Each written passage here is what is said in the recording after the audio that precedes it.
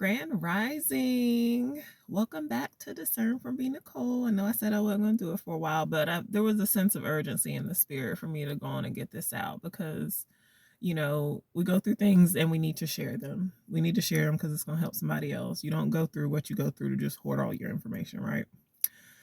Trust me, I know. I used to be a gatekeeper of information. But maybe those of you that are on the fence about tithing, let me explain something. And I'm going to try to keep it as simple as possible, right? So for us, tithing, we started back doing it consistently, not just when we wanted something, not when I need to act of God, let me just tithe right now or this time and then just stop. No, this is a lifestyle and it's a principle in our house from God that it's just what you have to do. And so for us, there was a season and time where we were just, literally every penny that came into the house, we sowed it directly into our church. And, that's great and all because it gets you in that spirit of giving. And then after a while, it's habit and it's automatic. So like from 2019 on, we were like tithing consistently, right? Like whether it was to our church or a church or where we got fed spiritually, like that's what we did. We did it to the church. But do not, hear me, do not let that be the only place that you feel like is required from God, because we can't put God in a box. Yes, you should give to the church and we still do that. However, there are times where he will call you to do something else. And giving is giving. And, my husband, like I had it was such a sense of urgency in my spirit. I was like, Chris, how should we tithe this time? And he's like, I said, well, I was like, I'm feeling that it's some other people that are needed. God's going to get more glory out of other situations. So what should we do this time? He's like, I count that as tithes and offerings. I was like, bet. That was confirmation, right? So because we have been practicing and exercising our tithing and our tithe game is like strong now, we actually give a little bit more than 10%. Our goal is to give 20, but we're not there yet, but we're getting there. But we do give more than 10% consistently. And so this in particular time, we were able to bless 5 people. And, almost all of them immediately confirmed that, they were grateful, that it was needed or it was necessary or whatever the case was, and God gets more of the glory out of that. One in particular, I had actually, she was heavy on my spirit, this woman, and she has been such a blessing to our life.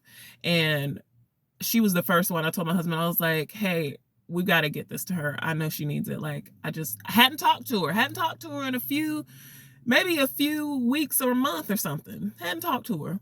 But she was on my spirit heavy when she got that call. And then we said that we wanted to bless her.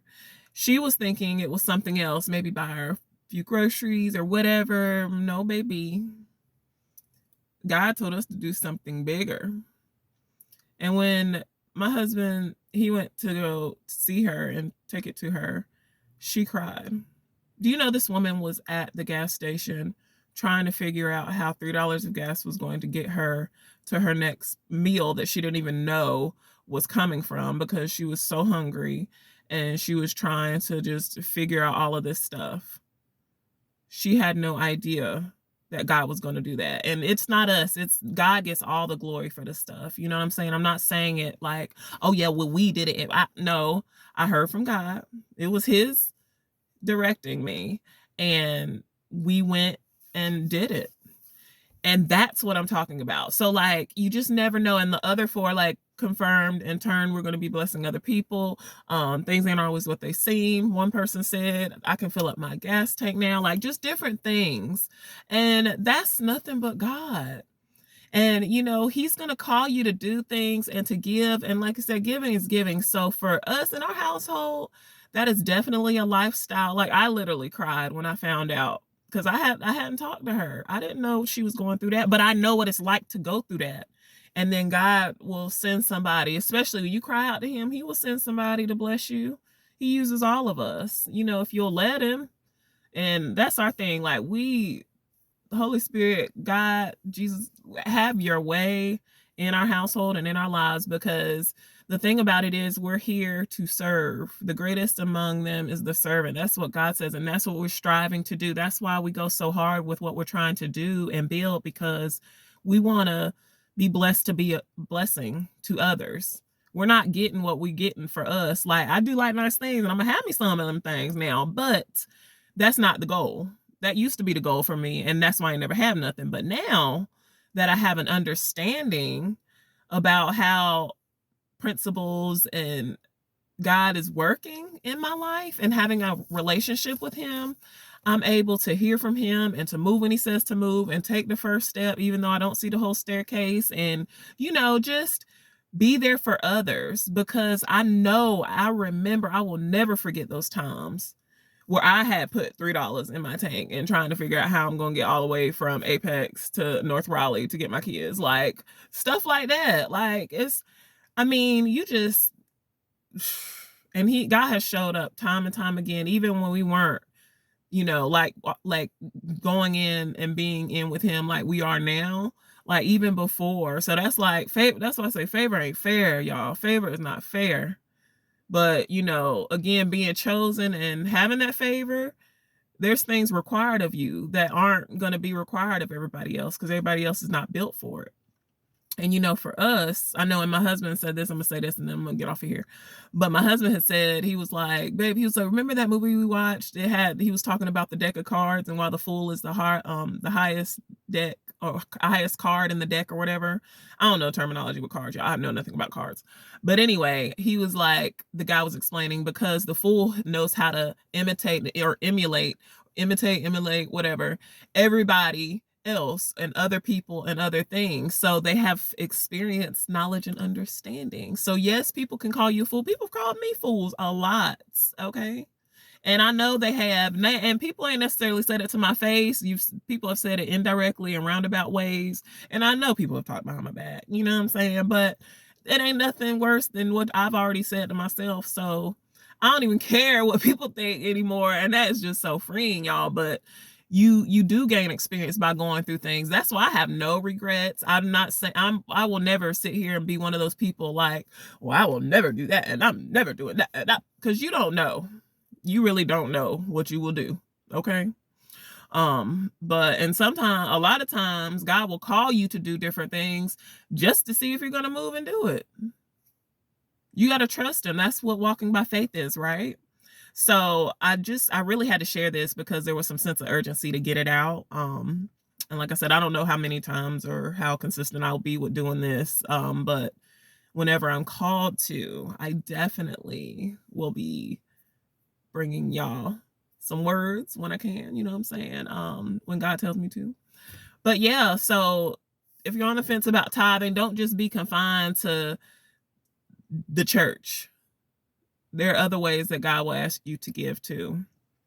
And he's doing that because he's trying to get a blessing to you. You understand? And I'm telling you that this servitude spirit, like, this is addicting. And it's a good addiction. It's a great, like, I'm like, what else can I do? What else can I do? I'm making money right now. Right now on my phone, trading. I'm in a trade right now and I'm up. Okay. I'm trying to figure out who I'm gonna bless with that money. You know what I'm saying? Like, so just different things. And it's not only with money, it's just like with people's time, like friendships, business partnerships, sharing knowledge, sharing your wisdom, being that ear for somebody, listening, opening the door, saying hi, smiling, being nice and polite. Like, those are all things that we definitely strive to do. And it's a lifestyle, you know what I'm saying? Like, it's a lifestyle. So yes, but to answer anybody's questions, does tithing have to be confined to the church? No, because you're giving unto God, and it doesn't matter who you give to and what they do with it. You can't worry about it. That is not your calling. Your calling is to answer the call that God tells you to give. And once you do that, he has your heart, he'll change your habits. Because ours are like evolving, and he's doing it like in pieces, right? Like, he doesn't always give you, well, he won't give you everything that you want, like right here, right now, all of it at once. Because a blessing too early received is a curse. Let me be very clear on that. Yes. My mentor said that, and that is so true. A blessing received too early is a curse. I think she said somebody else said it, but either way, I'm telling y'all because some of y'all may have not heard that before. But you don't want stuff too early. You want to be slow cooked. You know what I'm saying? Like you want to be ready and tender and all the way ready to go. So where you know it ain't no question. Because now I've had like fortunes and different things like that, but now when I get it, I'm gonna keep it because I'm getting it the right way. You know what I'm saying? And ain't nobody even gonna know. It ain't gonna be like a broadcasted thing. I'm not even about to be out here like I just want to share certain things that Jesus tells me to inspire. But it's definitely not from a black bragging or boastful spirit or anything like that. Because it's no, that's not what we're doing. We have the kingdom over here, okay? But yes, so don't don't put God in a box.